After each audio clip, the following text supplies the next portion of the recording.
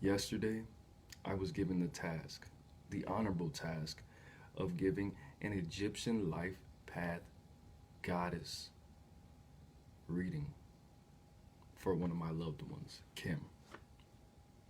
Send positive energy to her. If you are a woman and you count the letters in your name and it adds up to 16, this is your reading. Now, if you're a man and you count the letters in your name and they add up to 16, I'm going to give you your reading after this. Now, for the women, for the ladies, we have 16, Apis. All right, Apis is actually the Egyptian version of Taurus. You don't have a goddess, you have a bull god. All right, the bull god is the son of Hathor, who is the daughter of Ra. One of my favorite Egyptian stories. So Hathor was constructed by Ra. Notice I said constructed. She technically didn't have a father or a mother. She was made with Ra's imagination, right? Similar to Horus, which is very important to the story, and I'm going to revisit that for the men. All right. Now, Hathor was thought of and created because Ra had grown old at some point. Shout out to Bree. All right. Ra had grown old, and the people of Earth began to mock Ra. So what he did was he created a lion goddess warrior and named her Sekhmet. He gave Sekhmet the task of slaughtering everyone on earth who had mocked him, and she did this all too well. She did this so well and enjoyed it so much because she was pleasing her father that she would lick the blood of her enemies.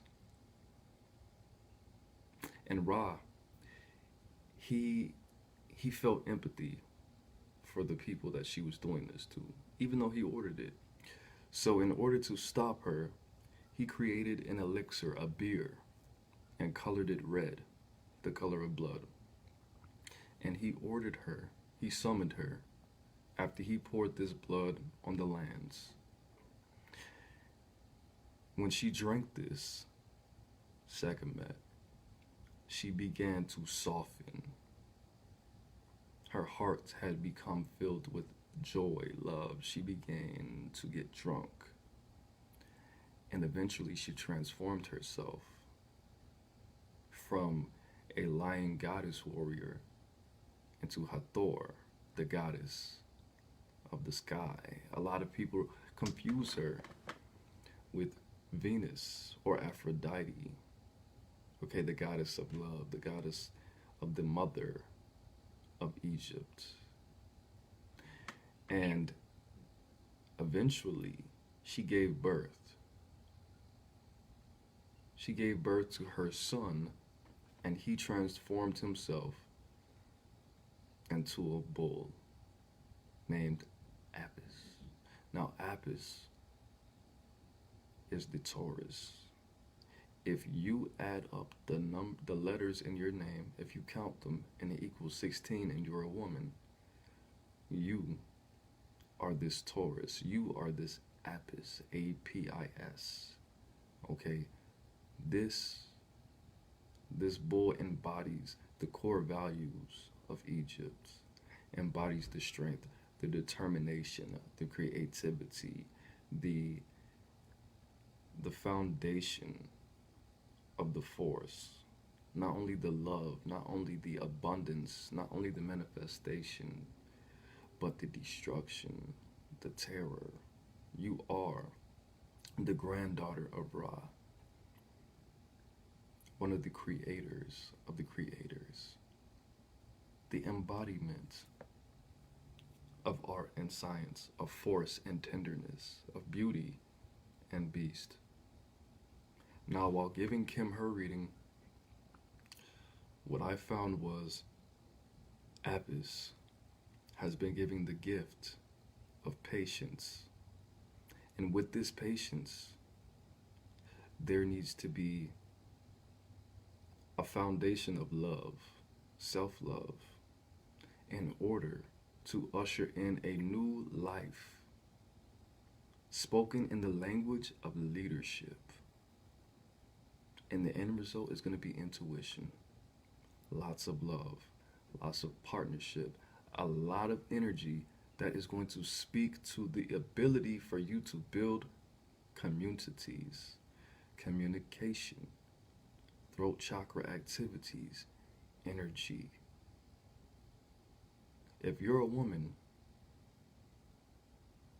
and you have 16 letters in your first, middle, and last name, this is your tail. This is your energy.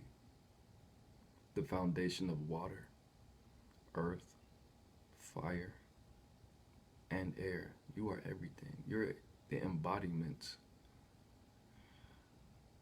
of emotionalism. And you have the task of taming that, of softening that, of overcoming past insecurities, of overcoming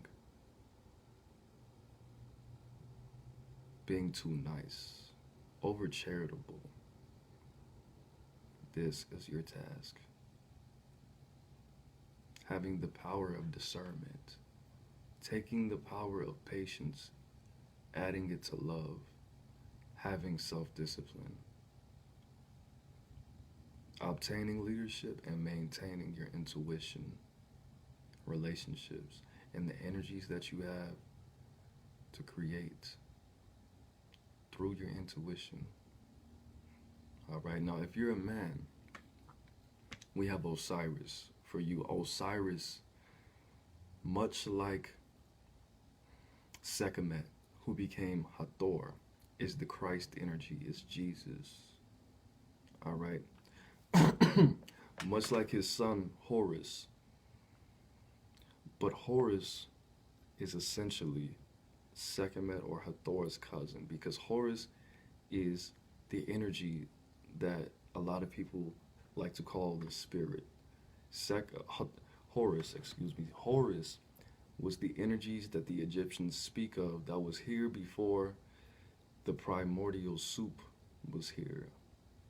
A lot of the Kemetic scientists like to speak about this blue, black, purple ocean of energy that was here, that preceded the gods, that was here before the gods were even created.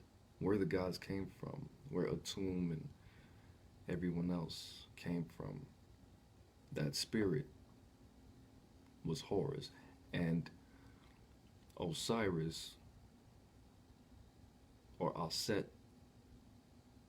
and Asar actually, and Aset, his wife, actually brought this energy into the world. So Osiris, of course, we know the story of Osiris. His brother Set tricked him into a casket, chopped him up, drowned him, spread him. This is your energy. Your energy is falling from the sky, a kind of a Lucifer type archetype, as well as a Jesus archetype. Okay, one can confuse this with Gemini, but he actually embodies the Capricorn. You know, his planet is Saturn. Your energies are bringing in the peace, knowing when spontaneity is acceptable, also having the gift, needing the gift of discernment, knowing where to go, knowing how to go about things, being wise, but not being too hard, knowing that you cannot tell anybody that you're humble and tell the truth at the same time.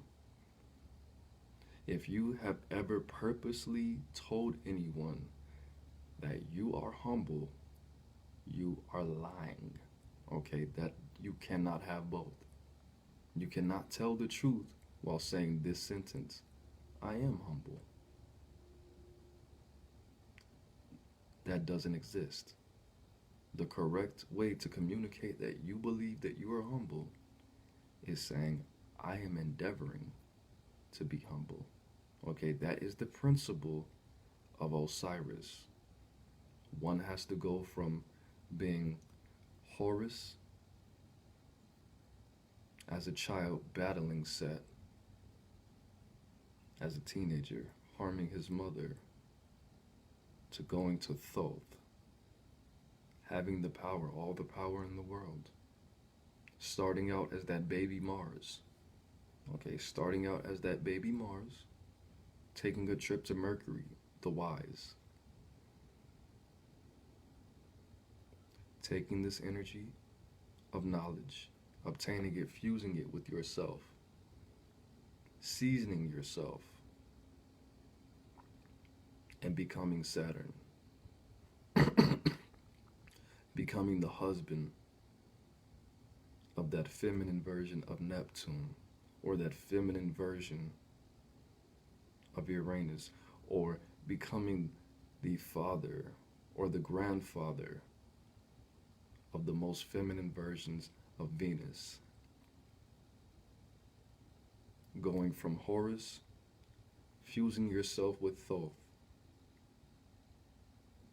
Okay.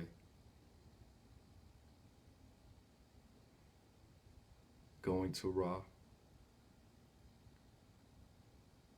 speaking with Anubis, speaking with Ma'at, going to the underworld, fusing yourself with Osiris. That is your task, men. All right. Now, the only people who offer these types of readings, because with Kim, I gave her a goddess reading based on her Egyptian life path number. The only people who have this information and do these readings are, number one, my Australian wife, Chris. Her group is Healing Hearts. Okay, I'm going to share that soon. We have Bree, who has this information, and Kayla of Spiritual Guides and Readers. All right, and of course, myself, aaronimoses. All right. So we're still waiting for the rest of these numbers to be announced. But that was 16. The journey for the men and the realization, the clarity for the women, clarity, the awareness for the women, and the journey for the men, the work for the men, the affirmation for the men, the networking, the mentorships, the investments for the men, and the throat chakra for the women.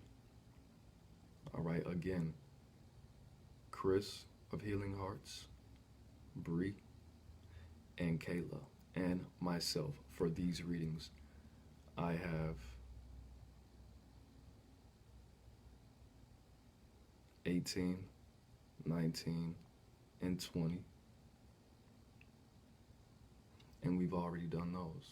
So if you want to see that, visit my page and explore that. But that was it. Peace.